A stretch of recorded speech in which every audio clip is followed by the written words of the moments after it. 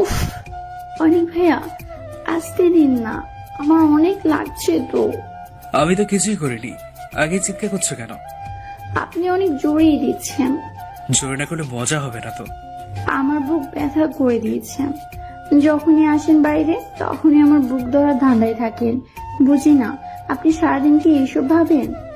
আমি তোমার সবকিছু খেতে চাই, বোঝো না কেন? খান, অনেক বেশি করে খান। আনিকা হলো নিলয়ের বোন, আর নিলয় হলো অনিকের বন্ধু। নিলয়ের বোনের নাম আনিকা। আনিকা যেমন সুন্দরী তেমনি অনিক আনিকা ভার্সিটিতে পড়ে। অনিক আর আনিকার মধ্যে খুবই সুন্দর প্রেমিক প্রেমিকার সম্পর্ক। সর্বদা ইয়ার্কি হাসি ঠাট্টাই ওদের মধ্যে চলে। আনিকা প্রায় অনিকের কাছ থেকে ওর পাঠ্য সহায়িকা, ক্লাস অ্যাসাইনমেন্ট, বিভিন্ন প্রজেক্টে হেল্প নিত। অনিক গত কয়েক মাস যাবৎ লক্ষ্য করেছে যে আনিকা বেশ পাকা হয়ে উঠেছে। আচ্ছা অনেক ভাইয়া, আমাকে কেমন দেখতে লাগে? সুন্দরী। শুধু সুন্দরী? আচ্ছা, কোন জিনিসটা আপনার আকর্ষণ করে? তোমার হাসি, চোখ, মুখ। বুকের দিকে তাকান না। বুকে কি আবার? আনিকা প্রায় অনিককে রোমান্টিক SMS দেয়, এমনকি ফেসবুকেও কমেন্ট পোস্ট করে। ওরা প্রায় চ্যাটিং করে ঘন্টার পর ঘন্টা কাটিয়ে দেয়। অনিক খুবই লাজুক প্রকৃতির, সে জীবনে কোনো মেয়ের সাথে প্রেম করেনি, এমনকি অনিকের কলেজ জীবনেও নয়।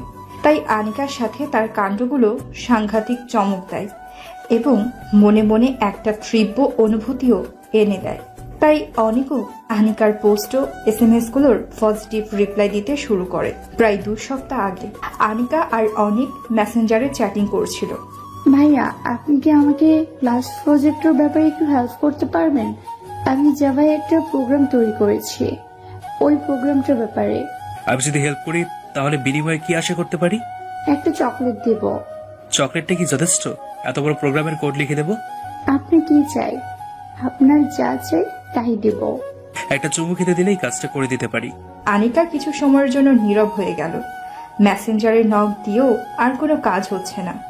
অনেক একটু ভয় পেল, তাই যথাসম্ভব আনিকাকে বোঝাতে চাচ্ছে অনেক মজা করছে, আমি দুঃখিত ইত্যাদি ইত্যাদি অনুনয় করতে লাগলো অনেক।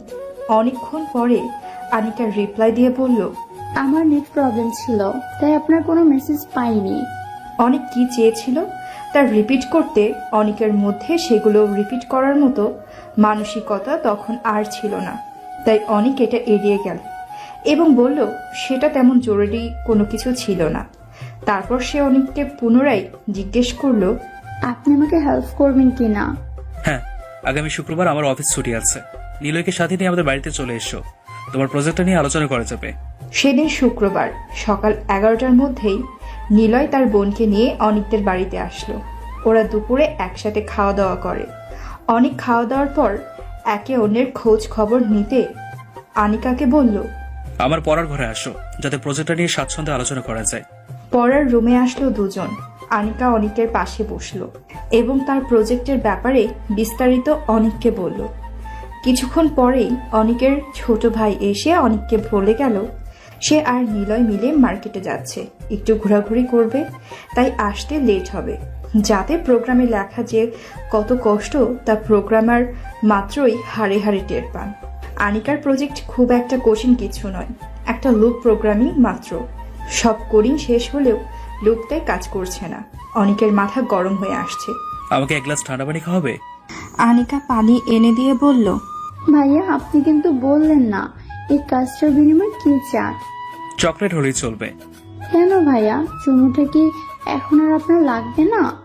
এই কথা শুনে অনেক একটু চমকে উঠল। অনেক জিজ্ঞেস করলো, তুমি তো ডিসকানেক্ট হয়ে গিয়েছিলে, তাহলে এই কিস মানে চুমু মেসেজের কথা জানলে কি করে? আমি আসলে ডিসকানেক্ট ছিলাম না, আমি আপনার অধম্য সাহস আর কথা উপভোগ করছিলাম। আর আমার কোনো সমস্যা নেই, আপনি আপনার চুমুটা পেতে পারেন। আনিকার এরূপ কথা শুনে অনিকের হার্টবিট বেড়ে গেল। অনিকের এই ব্যাপারে কোনো অভিজ্ঞতা নেই, কিভাবে সামলে নেবে? অনিক আনিকার দিকে তাকিয়ে দেখল তার জল জ্বলে চোখগুলোতে সম্মতির চিহ্ন। হাই গড, তাকে যে কি সুন্দরী লাগছে, ভাষায় প্রকাশ করার মতো না। তার গোলাপি ঠোঁটগুলো যেন টস টস করছে। অনিকের মন চাইছে ঠোঁট দুটোকে এখনই খেয়ে ফেলতে। ইস, কিন্তু অনিক খুবই দুর্বল এবং ভীত হয়ে পড়েছে। এটা করার মতো তেমন মানসিক জোর অনিকের মধ্যে নেই। তাই অনিক বলল, আমি সেদিন আসলে মজা করেছিলাম। আনিকাকে একটু মলিন দেখালো। হতাশ হয়ে সে বলল, ঠিক আছে, আপনি যখন চাইছেন না তখন আর কি করার। আসলে তা নয়, তখন মনে হয়েছিল তোমাকে একটা চুমু দেই। তাহলে চুমু দিচ্ছেন না কেন? আমি কি বারণ করেছি নাকি? অনিক বুঝতে পারছে না কি করবে। তাই অনিক দাঁড়িয়ে আনিকার মুখের কাছে এগিয়ে গিয়ে তার গালে আলতো করে একটা চুমু দিল। আনিকা বলল, ভালোই, তবে বেশি ভালো নয়, স্বার্থপর। আপনি তো আপনার ঠোঁটের টেস্টেই আমাকে নিতে দিলেন না। কথাটা বলেই সেও উঠে দাঁড়ালো এবং অনিকের ঘাড়ের পিছনে 2 হাত দিয়ে ধরে 2 চোখ বন্ধ করে অনিকের কানের কাছে ফিসফিসিয়ে বলল, আমার ঠোঁটে একটা চুমু দিন না অনিক ভাইয়া। তার মুখ থেকে এই কথা শুনে অনিক আর নিজেকে ধরে রাখতে পারল না। অনিকও তাকে জড়িয়ে ধরে তার ঠোঁটে চুমু খেতে লাগলো। আনিকার ঠোঁট 2টা কমলার চেরা যেন। আনিকাও সাড়া দিল। তাই অনিক মিনিটের মধ্যেই উত্তেজিত হয়ে গেল। অনিকের হাত দুটো আনিকার পেটে দৌড়াদৌড়ি করছে, আর আনিকার হাত দুটো অনিকের মুখমণ্ডলকে তার ঠোঁটে চেপে ধরে আছে।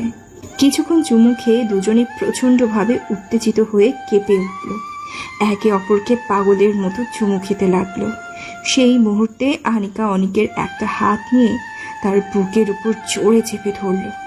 অনিক আনিকার সারা বুকে বোলাতে লাগলো, আপনাকে অনেক ভালোবাসি অনিক ভাইয়া। আমিও তোমাকে ভালোবাসি জান। যদি ভাইয়া জানতে পারি কিছু হবে? কিছুই হবে না, আমরা একসাথে থাকবো, এটাই সত্য কথা। Just love for you. আমি আপনাকে প্রচন্ড ভালোবাসি অনিক ভাইয়া, তাই সবকিছু আপনার জন্য। আমি তোমার জন্য সব করতে পারবো। এরপর দুজনে মিশে যায় ভালোবাসার চরম মুহূর্তে, সেই আবহমায় সময়ে যেখানে কাঙ্ক্ষিত এক পশলা সুখ নিমজ্জিত হলো দুজনের শরীরে, মিশে যায় একে অপরের ভালোবাসার রেখাতে। এরপর দুজনেই আবার কাপড় চোপড় পরে নিল। একসাথে চেয়ারে বসে স্বস্তির নিঃশ্বাস ফেলেছে দুজন। নিলয়েরা আসলো কিছু সময় পর। আনিকা বলে, অনিক ভাইয়া, আমাদের বাসায় যাবেন? পড়ানোর জন্য অনেক ধন্যবাদ। একটা টিচার রাখবো বুঝলা, তোমার যে প্রবলেম তাতে মনে হয় না এভাবে সলভ হবে। ভাইকে বলেছিলাম টিচার খুঁজে দিতে, সে রাজি হয়নি। তাই তো আসি আপনার কাছে। রাগ করেন না তো আপনি? না না, একদমই না। নিলয় তার বোনের হাত ধরে বলে, অনি, একটা কাজ কর, তুই তো সন্ধ্যার পর ফ্রি থাকিস, আনিকাকে পড়াতে পারবি না? একটু হেল্প কর ভাই, জানিস তো আমি বিজি থাকি সব সময়। নিলয়ের কথা শুনে অনেক মুচকি হাসলো। আনিকার ঠোঁটের কোণাতে আরো দুষ্টুমির হাসি ফুটে ওঠে। অনেক বলে, তোর বোন কি আমার কাছে পড়বে? কেন পড়বো না? আপনি অনেক ভালো পড়ান। আমি আপনার কাছে সহজে সব বুঝতে পারি। আপনি দারুণ বোঝান। আপনি সবকিছু প্র্যাকটিক্যালি করান। তাহলে একটা কাজ করবা, তুমি সন্ধ্যার আগে আমার বাসায় চলে আসিও। পড়ার পর আমি তোমাকে দিয়ে আসবো। বুঝিস তো নিলয়, অফিস শেষ করে আর যেতে ভালো লাগে না। আনিকে এতটুকু কি আসতে পারবে না? পারবো, আমি রিক্সা নেব, চলে আসবো সোজা, কোনো সমস্যা নেই। নিলয়ের অগোচরে ওরা দুজন হাসাহাসি করতে থাকে। তারপর আনিকা চলে যায় নিলয়ের সাথে। রাতে দুজনে চ্যাট করেছে। আসলে ওরা দুজনকে একে অপরকে সত্যি মন থেকে ভালোবাসে। কিন্তু নিলয় অনেক রাগী একজন, সে কারণে নিলয়কে অনেক কিছুই বলতে পারেনি। তারপরও ভালোবাসার জন্য অনিক আর আনিকা একসাথে থাকছে। সময় মতো একে অপরের বাড়িতে জানিয়ে বিয়ের ব্যবস্থা করে নেবে। এই যে মিস্টার, না সরি, আমার টিচার, আমার বুকে অনেক ব্যথা করছে। এত জোরে কেউ চাপে, বাপরে, মনে হচ্ছিল যেন রাক্ষস। আমি তো আস্তেই করছি সব, তুমি তো জোরে জোরে করছিলে। আচ্ছা, পরের বার একদম আস্তে করব। পরের বার মানে? আবার কি করতে চান আপনি? ওই যে যেটা করলাম সেটাই করব। কেন, তোমার কি ভালো লাগেনি? আজকে তো সব ব্যথা করেছেন, রোজ কি হবে নাকি? ভালো ছিলেন আপনি। এসব কি বলেন? ভাইয়াকে কি বলে দেব? না না থাক, লাগবে না, এমনি বলেছিলাম। বিতু একটা। আমি ভাইয়াকে বলবো না, আপনি যা খুশি করবেন। আমি জানি আপনি আমাকে অনেক ভালোবাসেন। অনেক ভালোবাসি, রোজ করব আমরা। কি করবেন? এসব ভালো না, বুঝেছেন? আমি না আপনার স্টুডেন্ট। তাতে কি, স্টুডেন্টের সাথে কি কিছু করা যাবে না? হ্যাঁ যাবে তো, কিন্তু আমি তো আপনার বন্ধুর বোন। তাহলে বন্ধুর বোন কি বউ হয় না? তোমাকে বিয়ে করবো আমি। তোমার কোনো আপত্তি আছে? বাসরাতে মজা বোঝাবো, সারা শরীরে কামড় দেব। সভ্য তো, পারবেন তো? পারবো। ভাই আসছে, পরে কথা বলবো। আনিকা চ্যাট অফ করে দেয়। অনিক আনিকার কথা ভাবতে থাকে। আনিকাও অনিকের কথা ভাবতে ভাবতে ঘুমিয়ে পড়ে। পরের দিন আনিকা অনিকের রুমে এসে বসলো। রুমটা বেশ অগোছালো। অনিক এখনো ফেরেনি।